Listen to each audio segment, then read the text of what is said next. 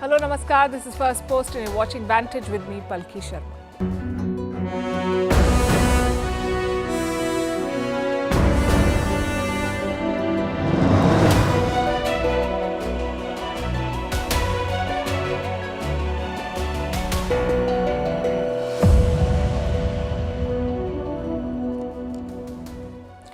We are in the last week of 2023 and it feels like we're ending with the headlines we began with.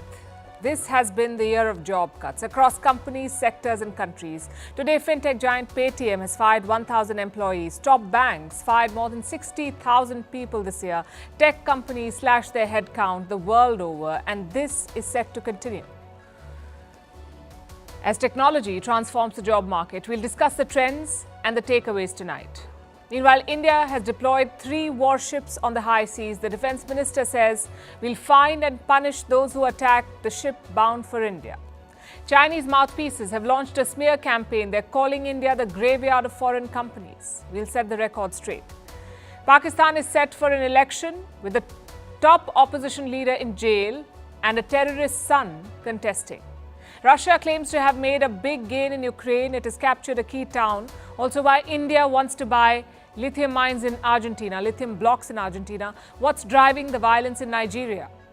Why millennials are most prone to phone accidents. How Bollywood will remember 2023 and why ski resorts are struggling to survive. All this and more coming up. The headlines first. Netanyahu says the war will not end until Hamas is destroyed, Gaza is demilitarized and Palestinian society is de-radicalized. This comes as the Prime Minister was heckled in Parliament by families of hostages.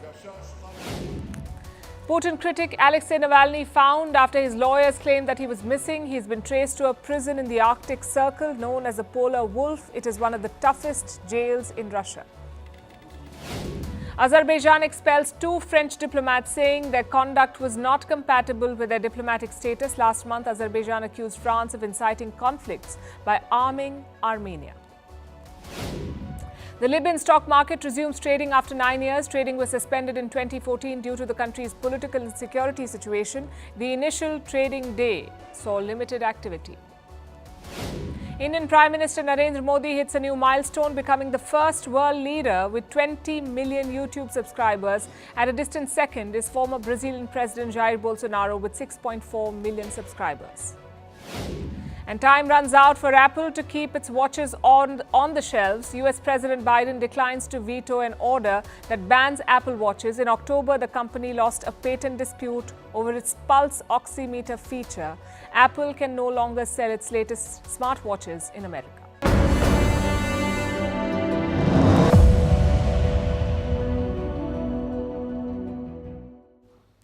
Tonight, we focus on the job market. This year has not been great. Increments were disappointing, vacancies were fewer, and layoffs were rampant. Thousands of people lost their jobs. 2023 was the year of bad news on that front, and the trend may continue into 2024. Even in the last week of this year, the headlines look like this. Paytm has sacked 1,000 employees, say reports, and this is a big company. An Indian fintech and payments giant. Why has it sacked 1,000 people? To boost efficiency. And how will they do it? Using AI tools, artificial intelligence. It is replacing humans with AI. Paytm says it tried this for a while for repetitive and mundane tasks, and it worked. AI apparently proved to be better than humans. Look at the company's statement. This is what they've said, and I'm quoting, AI has delivered more than we expected it to. So Paytm is going all in, weeding out redundancies in the workforce and hoping to save some money in the process. And this sentiment mirrors a broad trend. Companies are cutting expenses, maximizing savings, and trying to do more with less. There's a clear shift towards austerity. Case in point, major global banks. In 2023, they cut 60,000 jobs, 60. And which banks were these? UBS and Credit Suisse, Wells Fargo, Citigroup, Morgan Stanley, Bank of America, Goldman Sachs. As many as 20 leading banks are still laying off employees. They're facing difficult times. Over the past 2 years, investment bankers have made less money, new deals have dried up, fewer companies are going public, investors are opting for safer bets, so there is less business overall, and this has had an impact on earnings. Since banks are making less money, they're protecting their profit margins by reducing the headcount. So the signs are clear. The layoff wave of 2023 will continue into the next year. In fact, it began last year, and it has affected practically everyone. The shining example is the tech sector, one of the biggest casualties of this layoff cycle. Over 400,000 employees worldwide have lost their jobs. Non-essential goods sellers laid off more than 100,000 employees. These include car companies like Ford and furniture retailers like IKEA. In the healthcare sector, companies have slashed over 20% of their staff on average. Even accountants have not been spared. The big four accounting firms, Deloitte, Ernst & Young, KPMG and PricewaterhouseCoopers, they've all let go of staff. More than 300,000 employees of these companies left in 2023. So what explains these mass exits and sackings? The job market is undergoing a transformation, a disruption triggered by two events: the slowdown of the economy and the rise of new technologies like AI. They have led to big changes. They've led to a churn that will leave us with fewer jobs for humans. A recent survey confirmed this. The World Economic Forum spoke to 800 companies. These are companies that employ some 11 million people today across 27 industries in 45 different economies. 800 companies. These companies were asked about the future of jobs. How do they see the workplace evolve in the coming years? And the findings are revealing. The companies said they'll create more jobs, but the overall workforce will reduce. By 2027, these 800 companies hope to create 69 million new jobs. At the same time, they will also eliminate a lot of positions. How many? How many will be eliminated? 83 million in all. Now do the math. 14 million fewer jobs. So what's the big takeaway from this? The learnings that we could take for 2024. The job market will become more competitive. Companies will pay a premium for versatile skill sets. And there is an AI takeover on the horizon, not the kind that you saw in Terminator, but machines will take over mundane jobs, and the role of humans in the workplace will change. What kind of workers will be in demand then? I have a list. Not surprisingly, tech roles top the list. AI and machine learning specialists, they will find many takers. So will business intelligence analysts, people who study and analyze big data. They will be in demand. Information security analysts, those who can protect organizations from hacks and breaches. And renewable energy engineers, those who can enable a shift towards clean energy. So you see the broad trend. Jobs will change as our world changes. The key is to evolve, to acquire skills that will make you sought after.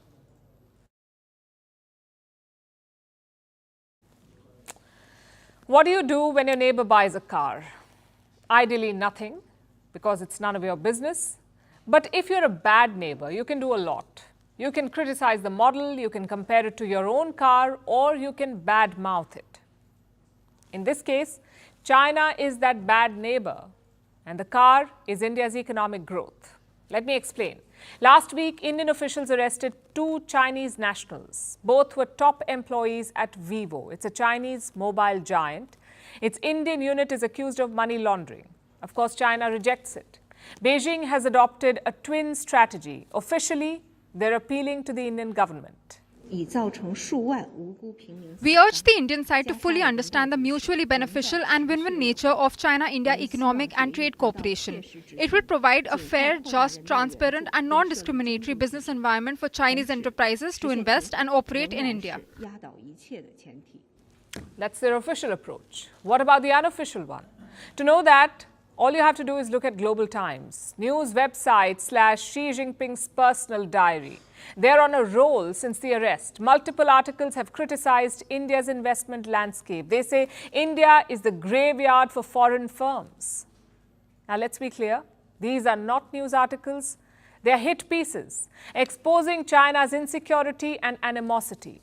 And just look at the statements. I'm quoting. Some people have summarized India's consistent strategy as luring foreign companies in deceiving them and then unjustly robbing their achievements, turning foreign results into Indian ones. Two things to note here. One, who are these some people? They have no names. They have no stated jobs or expertise, but somehow we must believe their analysis. And two, robbing achievements? That's rich coming from China. We're talking about a country that specializes in copy-paste. They steal intellectual property for fun. Last year, China's state-backed hackers targeted 30 multinational firms. Guess how much they stole? Intellectual property worth trillions of dollars. We're talking about missile blueprints, solar panels, vacuum technology. All of it stolen. Yet China has the audacity to accuse India of robbing, and that too without evidence. Their whole argument is based on two claims. One, that India is hurting Chinese phone companies to help domestic ones. And two, that India is trying to appease the West. Neither is true. India banned China's TikTok way back in 2020, much before the Western crackdown, much before any other country contemplated a ban. Who was India appeasing then? Plus, China has a record of money laundering. There have been cases in the US, Italy, and the United Kingdom. It was so bad that the FATF had to flag it.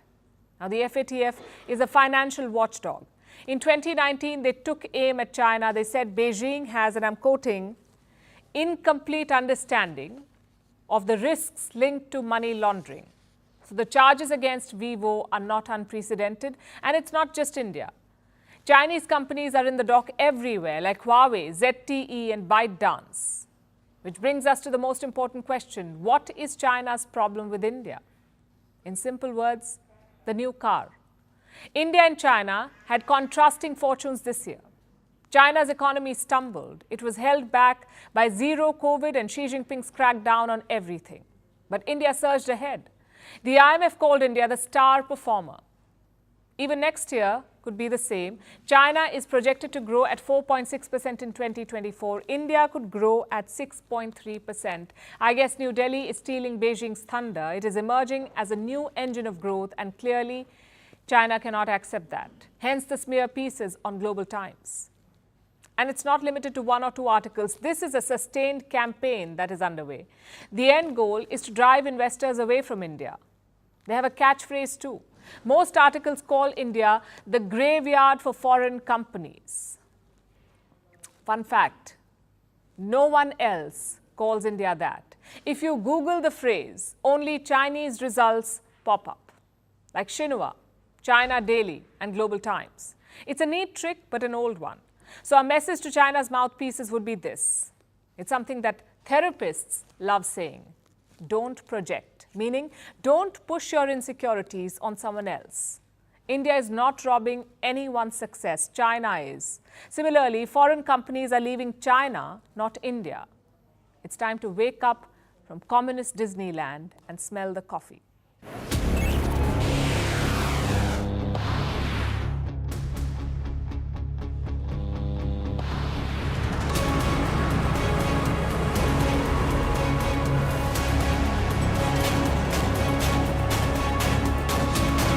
जिन्होंने भी इस हमले को अंजाम दिया है उन्हें हम सागर तल से भी ढूंढ निकालेंगे।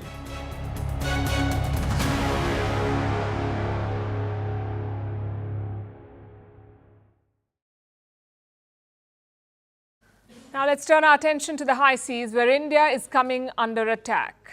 We told you about this yesterday. A ship bound for India was hit by drones. A ship called the MV Chem Pluto. The attack was followed by a blame game. The US is blaming Iran for it. Iran is denying it, and India is not taking any chances. New Delhi has made up its mind. It will defend the Indian Ocean and punish those who are behind the attack. This is what India's defense minister said. अरब सागर में हाल में हुए यमवी charm Pluto पर drone हमले और कुछ पहले लाल सागर में यमवी साईं बाबा पर हुए हमले को भारत सरकार ने बहुत ही गंभीरतापूर्वक लिया है। भारतीय नौसेना ने समुद्र की निगरानी बढ़ा दी है। जिन्होंने भी इस हमले को अंजाम दिया है उन्हें हम सागर तल से भी ढूंढ निकालेंगे और उनके खिलाफ कठोर कार्रवाई की जाएगी। मैं यह आपको आश्वस्त करना चाहता हूं। It's a strong declaration of intent, and it is being backed by action. India has deployed a third warship to the region, the Red Sea and the Arabian Sea. The INS Kochi and the INS Kolkata were already there patrolling the waters. Now they've been joined by the INS Mormugao. It's a Vishakhapatnam class guided missile destroyer. It's quite new, commissioned barely a year ago. The INS Mormugao brings with it some serious firepower. Earlier this year, it successfully test-fired an advanced variant of the BrahMos missile. The Navy called the ship a potent example of India's firepower. And now this firepower will be turned towards aggressors in the Arabian Sea, and this could be just the first step. We have now decided to bolster the numbers. So while two ships, two major platforms are there already in the Gulf of Aden to Gulf of Oman, in the central to northern Arabian Sea, we got 2 more units deployed. We are going to augment that further, and by robust action, I mean we are going to board and search all suspicious vessels. That was India's Chief of Naval Staff. He says India will now board and search suspicious vessels. India will also deploy additional warships in the days to come. The first objective is deterrence. Because look at where the ship bound for India was attacked on Saturday. The MV Chem Pluto.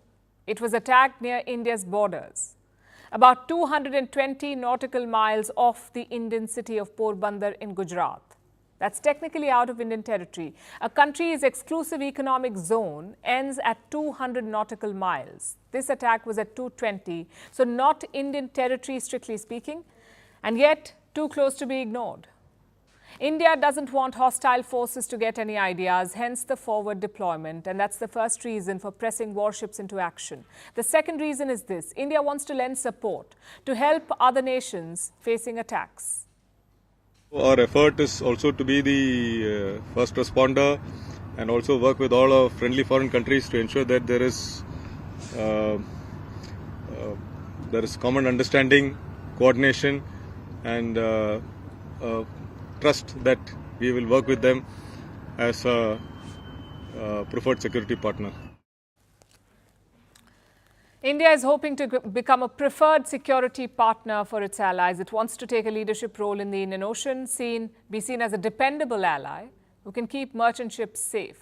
Now, that's an ambitious goal, but India is not new to this.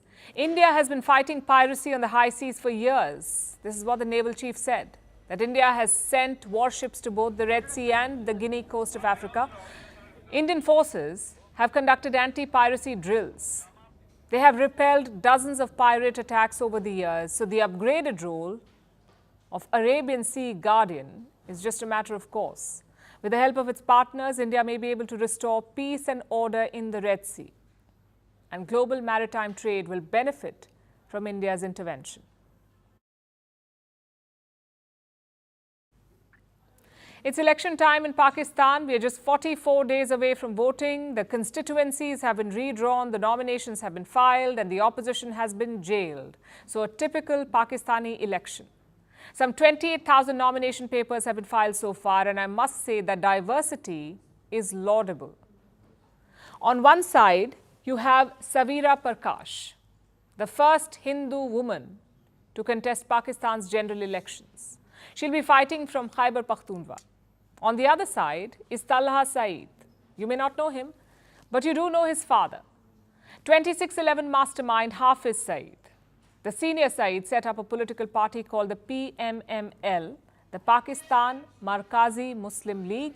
It is now contesting elections. Hafiz Saeed's son is fighting from a constituency in Lahore. How about that? We're talking about a convicted terrorist here, a man who plotted to kill hundreds of innocent people. Even his party is in the fray, and his son to boot. Tells you everything you need to know about Pakistan elections. But let's go back to Savira Prakash. Which party does she belong to? The PPP, the Pakistan People's Party of the Bhutto Zardaris. Her father too is a PPP leader. Prakash is a doctor by profession. She used to work in Pakistan's government hospitals, and that's why she turned to politics. Apparently, those hospitals are very poorly managed. So Prakash thought, let's fix this. Her nomination is being discussed and praised, but it also tells a story. Pakistan has been independent for more than 7 decades. They've held more than a dozen elections, yet the first female Hindu candidate came in 2023. Why do you think that is? Because Pakistan's minorities have always struggled for representation, for progress, and often for survival. But let's go back to the election. All the political heavyweights have filed their nomination. Nawaz Sharif has filed his. So has Bilawal Bhutto and Imran Khan. I know what you're thinking. Isn't Imran Khan in jail? Yes, he is. But his party workers have filed his nomination from 2 seats, Lahore and Mianwali. It's an uphill battle, though. Last week, Pakistan's Election Commission dealt a major blow to his party. That's the PTI, the Pakistan Tehreek-e-Insaf. The party had just concluded an internal election. They'd appointed a new chairman. But the poll body of Pakistan said that this won't do. They struck it down. They said the internal elections were invalid. So no new chairman. Plus, they also took away the PTI's poll symbol, the cricket bat. So 2 setbacks in one blow. So what did Imran Khan do? He approached the Peshawar High Court today, and guess what? He got his bat symbol back. So the judiciary is Imran Khan's last remaining hope. Last week, the Supreme Court granted him bail in the Sifar case. But don't expect him to walk out, because Imran Khan has more than 150 cases against him. But for Nawaz Sharif, it's the opposite. The courts are his last obstacle. In 2017, the judges convicted him of corruption. They also handed him a lifetime ban from politics. A lot has changed since then. Sharif's convictions have been overturned, but the ban remains. So technically, he cannot contest the election. No one seems bothered, though, not even Imran Khan. After all, he too has been banned from contesting. Here in India, we call elections the dance of democracy, or democracy in action. Not in Pakistan. There, elections are the slow death of democracy.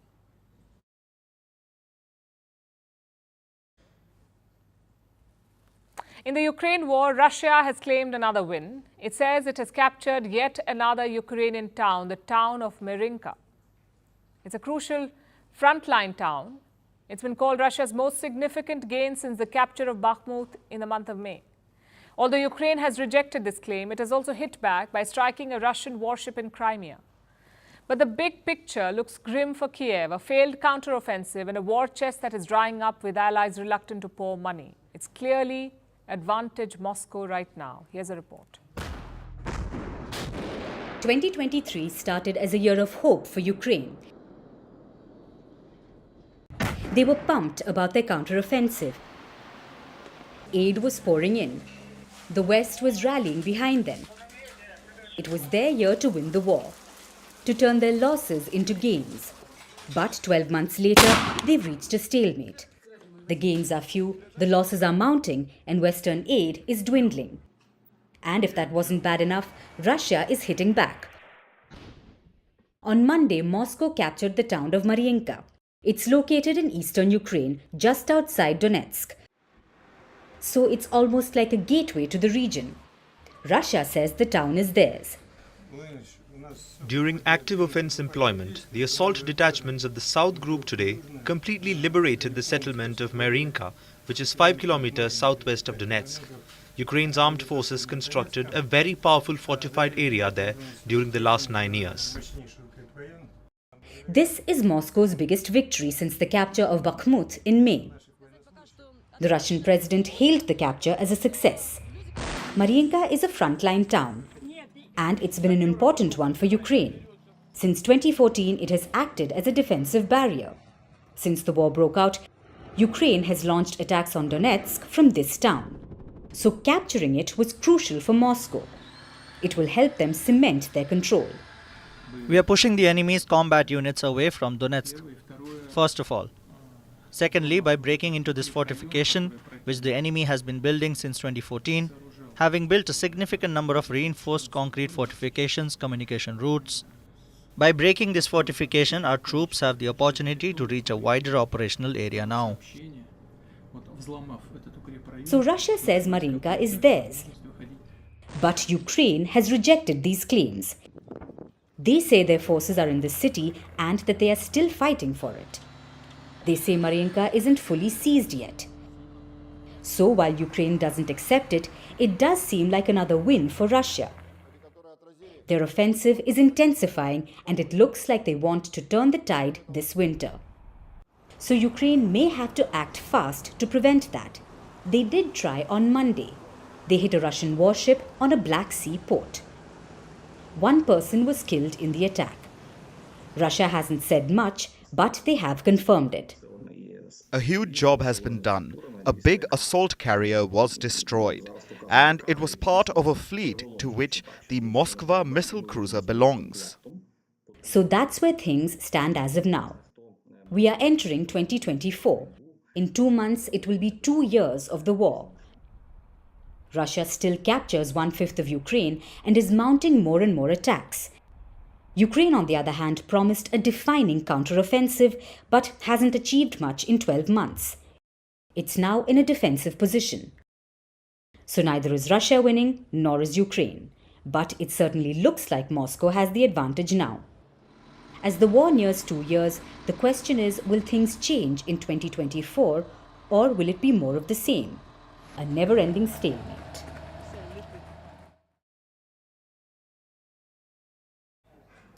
Now let's talk about a different kind of war. This one's not about securing territories, it's about safeguarding economies. And at the center of it is this metal, also called, it's lithium, also called white gold. Countries are racing to acquire it, and India doesn't want to fall behind. It has set its eyes on 5 lithium mines. They're in Argentina, and India plans to acquire them. A report says negotiations are in the final stages. The proposal includes an investment clause, and if the deal goes through, New Delhi will invest some 200 crore rupees in these mines. That's over $20 million US. This money will be invested over 5 years. It will be used for the exploration and development of mines. India is in talks with 2 more countries, Bolivia and Chile. Now, these 3 countries together, Bolivia, Chile and Argentina, form a special group. They're called the Lithium Triangle. And they could become a powerful bloc in the future. 2/3 of the world's known lithium reserves are here in this bloc, inside this lithium triangle. And as of now, Chile has a clear lead over the rest. In 2021, it produced 26,000 tons of lithium in 1 year. That's almost 30% of the global output. The others are catching up, and India is eyeing the best deals. It is thinking long-term and developing a range of sources for lithium. In 2022, India signed a pact with Australia. Australia is the largest producer of lithium. The pact gives India access to 2 lithium blocks and 3 cobalt blocks in Australia. India can undertake exploration activities there. And these are very important initiatives because lithium is being called the new oil. Can you imagine a day without your laptop or your smartphone? I'm sure for most of you the answer is no. And all these devices run on components made out of lithium, including the battery. Batteries are made of lithium. They power most of our technologies today. From the smartphone to the smartwatch and even electric cars, they all use batteries made of lithium. You could say lithium powers our lives. It is a key pillar of the digital age. And as more high-tech products enter our lives, our dependence on lithium will increase. So India needs a steady supply of it. But there's a challenge. As of today, India relies heavily on China. New Delhi imports large amounts of Chinese lithium.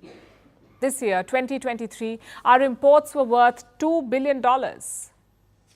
Over 50% of India's supply comes from China. You could say China has a monopoly. There is an over-dependence, and that creates a vulnerability. India and China are not friendly neighbors. They're engaged in a standoff.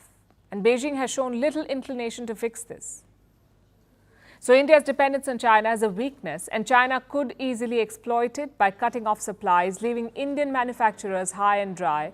And this is not just about trade anymore. Lithium supplies are integral to India's economic security. So India has no choice but to expand its sources, seek more suppliers, and turn to friends in South America. But what about India's own reserves?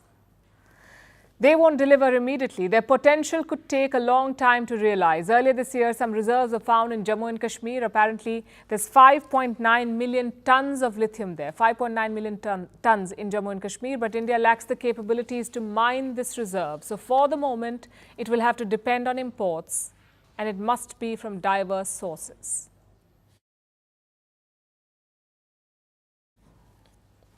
Our next story comes from Nigeria. The West African country is reeling from attacks. At least 160 people have been killed. Over the weekend, this killing spree happened. The so-called bandit militias attacked about 20 communities in central Nigeria.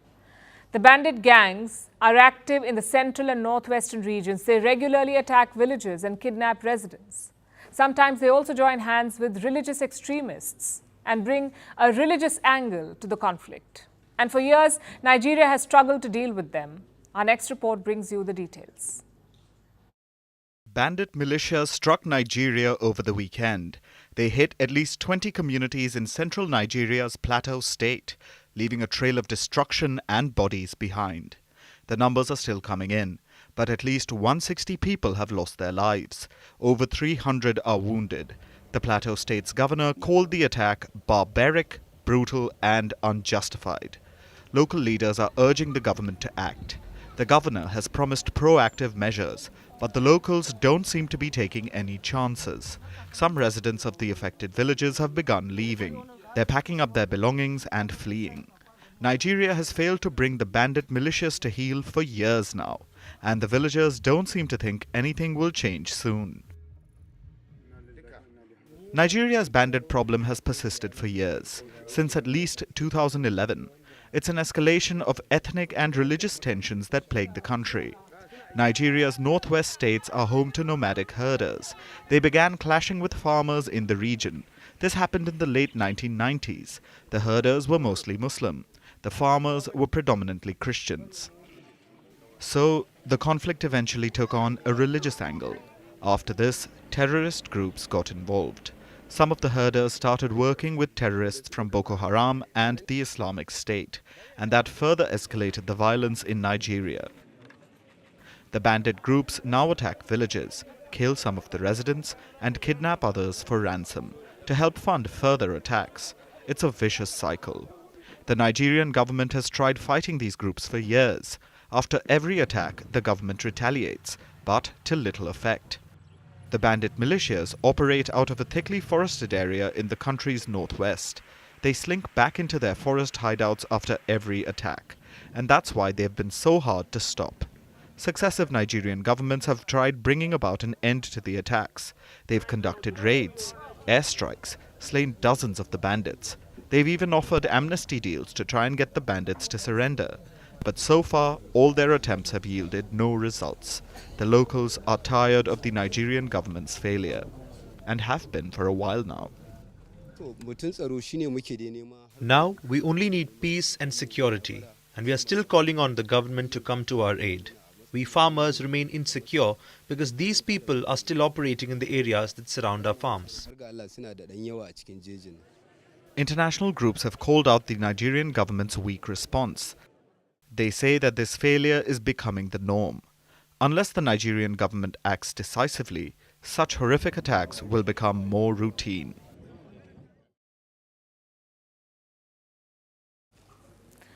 A zombie apocalypse is upon us, not the brain-eating kinds. This is a smartphone zombie apocalypse. Step onto any street, anywhere in the world, you will see slow, shuffling, bow-headed pedestrians glued to their screens. This is the new normal. And with it, are phone-related injuries. From bumping into furniture to body aches to even road accidents. Drivers using mobiles are 4 times more likely to get into a crash. Over 1 million people die in road accidents every year the world over. Many of these deaths are attributed to smartphones. So what can be done about it? Our next report tells you. How much time do you spend on your phone? Chances are the number hovers around 4.8 hours. According to research, that's the average. Believe it or not, people spend an average of 4.8 hours a day on their mobile phones. That's about 33 hours a week or 73 days a year. And this comes with digital damage like the smartphone thumb, selfie elbow or texting neck. These are real orthopedic conditions with mildly funny names, but all of them are quite serious, especially the texting neck. The average human head weighs around 5 kgs. When sending text messages, people crane their neck forward by 45 degrees. This places about 22 kgs weight on the spine, 4 times the pressure that's considered normal. Cervical muscles are exposed to more tension and it continues for about 33 hours a week, leading to all kinds of problems. On top of this, if you use your phone while walking, you're exposed to an array of accidents. This will not come as a surprise to anyone, but research confirms it. People texting while walking are more likely to have accidents. Phone-related accidents are on the rise the world over, especially in America, where the incidents have seen a 20% jump since 2020. And studies say millennials are most prone to such accidents. Now, they have tons of problems these days. Mass layoffs, the cost of living crisis, a population crisis. So it makes sense that they're looking into their phones to escape reality. Unfortunately, they simply end up tripping over cords or bumping into furniture. And sometimes even more alarming scenarios occur, like road accidents. Around 270,000 pedestrians die every year globally. Mobile phone usage is a major cause behind these deaths. For instance, in the last 2 decades, phone-related pedestrian injuries have increased by a whopping 800% in America. The problem is so vast that countries have laws against it. Honolulu has banned texting while crossing streets. So has a Japanese city. A South Korean city installed laser beams at road crossings to alert phone-scrolling walkers. A Chinese city opened a 30-meter cell phone lane on roads for pedestrians who are busy on their phones. But this isn't just a problem for pedestrians glued to their screens. It's a major cause of concern for drivers too. Road accidents kill over 1 million people worldwide each year. They are the 8th biggest cause of deaths. Drivers using mobile phones are 4 times more likely to get into a crash. For instance, in 2021, about 2,000 road accidents occurred in India due to the use of mobile phones while driving. Yet, despite the jarring statistics, cell phone addiction is pervasive. Over 30% of Britons are addicted to their phones. So are 39% of Indians and 47% of Americans. This is such a serious problem that it has its own name, nomophobia, or the irrational fear of being unable to use your mobile phone. The reality is, cell phones aren't going anywhere. In the modern world, our lives often depend on our phones, and they are useful tools. But as they say, too much of anything is good for nothing. So don't forget to look up every once in a while, because smartphone addiction is injurious to health.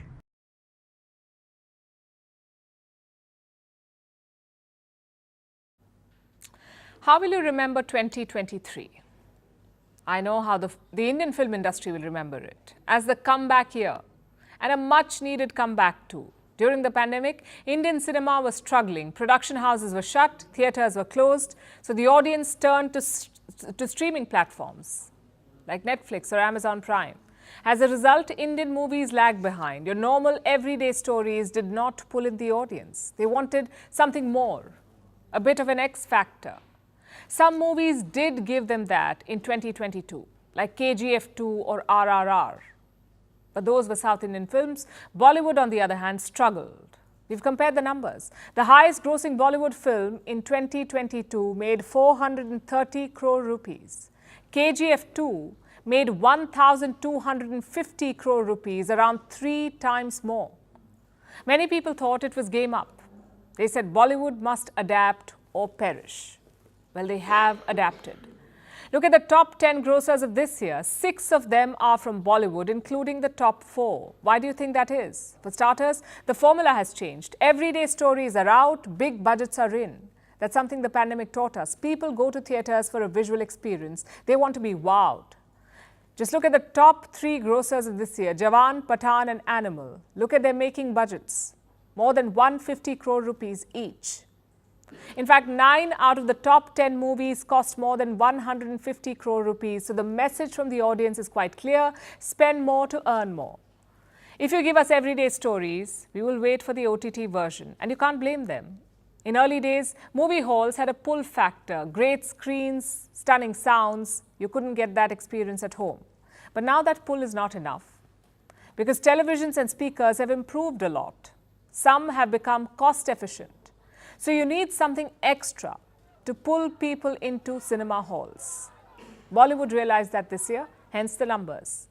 And why just Bollywood? Every Indian movie industry has realized that. We hear about the success of KGF and RRR. That doesn't mean every South Indian movie was a hit. Dozens of them flopped at the box office. The difference is a lot of us don't hear about it. So my point is, it is a nationwide trend. Movies can't be pastime anymore. They must blow you away. Of course, there are exceptions like OMG2 or the Kerala story.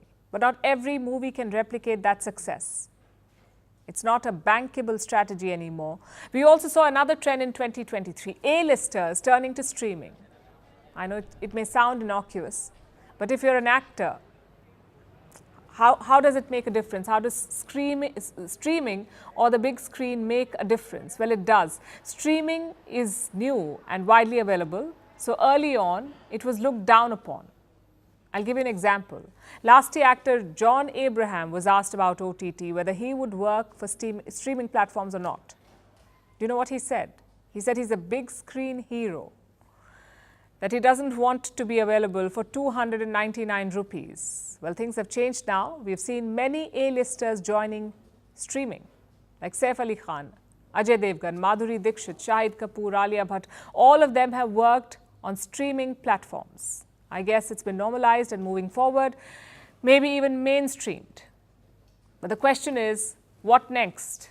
Will everyone start making big budget action movies? If they do, the audience will grow tired of that as well. Just look at Marvel movies. Same style, same budget, same recipe. It worked for almost 10 years, but the new movies have not done well at the box office. So you can't take the audience for granted. The key is to adapt, to give them something new and interesting.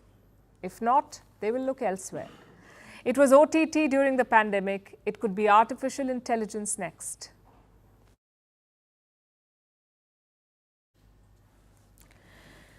For our last story, let's talk about Christmas. It's often synonymous with snow. You think Christmas and you imagine a winter wonderland. But if you're dreaming of a white Christmas, I hate to break it to you, it could soon be a distant reality. All thanks to climate change. It is playing Grinch. Temperatures are rising, snow is melting, ski slopes are out of snow, and ski resorts are struggling to survive. By the end of the century, most of them will have to shut shop. Our next report tells you why. Are you among those who dream of a white Christmas? Playing in the snow, making snowmen, skiing down snowy slopes, and enjoying a walk on frozen streets? Well, think again, because your dream may just be a dream in a few years. Winter is melting away, and snow is as elusive as catching Santa Claus with your presents. So, what's bringing about this change? The answer is climate change. The Earth is heating up. 2023 was the hottest year on record. In most parts of the world, it's not as cold as it used to be, and definitely not cold enough for snow. For me, it's not normal because we're used to real winter, like cold weather. I think for here it's extraordinary as well because the people who live here tell us that it's not really normal for this time of the year to be this warm. From the Arctic Circle to the Southern Cone, Christmas is lacking snow now. In fact, by the year 2100, snow could disappear from all of the UK. In the US, 64% of the locations lack snow on Christmas. So a white Christmas is elusive everywhere. Unless you're in Alaska or China, which is dealing with a cold snap. And even if there is snow, it's so little that it's more brown than white. There will be a little bit of a buildup of snow, so some people will get their dream, their wish, and get a white Christmas, right at the last minute there. But most of the country will have a brown Christmas, not a white Christmas, unusually so. But what does a warmer winter mean for the world? The first thing is changing activities, like skiing. It's a popular sport in the winter months, but if there's no snow, how do you ski? And that's a question many ski resorts are asking. They're battling for their future. Take the Alps, for instance. The snow cover here has reduced drastically. It's less by 36 days now. Or even America. By the end of this century, most ski resorts will have to close shop. Some are even resorting to snow making. But it's an expensive process and uses too much water and energy. So, what's the solution? The International Ski Federation has urged a cut on emissions, and that's the demand across the globe, to keep emissions under control and prevent the Earth from heating. However, it's easier said than done. Climate summits, climate agreements, climate protests.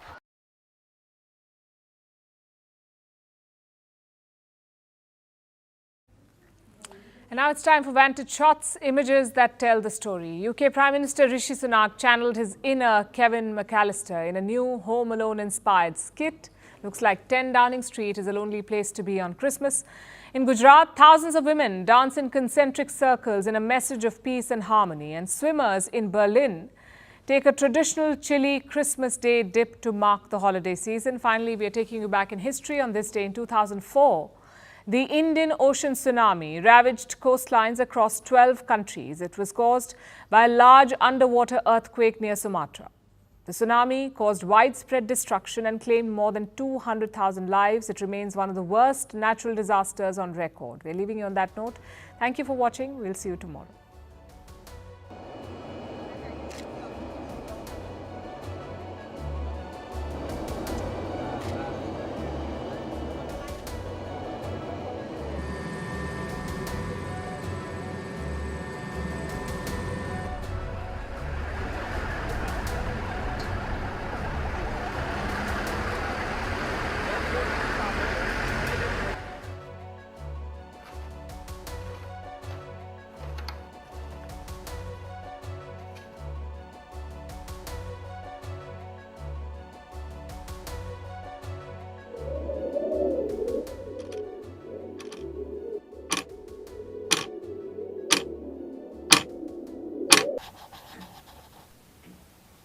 Am I the only one here?